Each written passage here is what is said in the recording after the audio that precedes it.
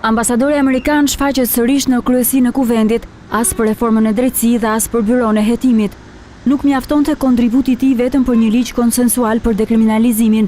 Investimi amerikan vijon edhe për ta vënë në zbatim këtë ligj. Ai është përgjigjur pozitivisht kërkesës së Erbil Bashit, kryetarit të komisionit të posaçëm parlamentar, për t'u asistuar me ekspert amerikan edhe hartimi i akteve nënligjore dhe i formularit që do të mundsojë zbatimin e ligjit që u miratua dhjetorin e shkuar. Donald Lu qëndroi vetëm 10 minuta në kryesinë e kuvendit, të mjaftueshme për t'i prezantuar tek PS, PD dhe LSI ekspertë teknik nga Shtetet e Bashkuara, të cilët, siç njoftoi ambasada, bën një prezantim të praktikave më të suksesshme në SBA për hetimin e të kaluarës së zyrtarëve në qeverisje dhe udhëheqësve politik. Dhe përfaqësuesit e partive politike janë gati edhe për këtë proces. Një strukturë e kuvendit bashkë me përfaqësues nga komisionit përgatisin aktet. Brenda 2 muajsh ne duhet të përfundojmë. Po qeveria ka të bëjë këtu?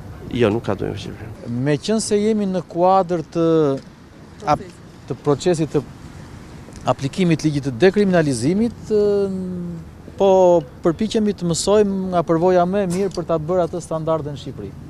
Kemi filluar një punë intensive, konsultimesh me ekspert që njohin mirë procesin e vettingut, pra të kontrollit dhe të vlerësimit.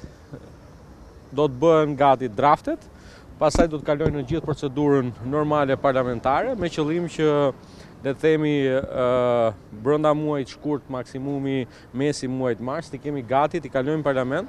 Prezantimi të premtes u organizua nga Ambasada e Shteteve të Bashkuara, e cila mirëpret përpjekjet e parlamentit për të zhvilluar më tej aktet nënligjore të këtij ligji të rëndësishëm dhe mbështet me forcë zbatimin e plotë të ligjit për dekriminalizimin.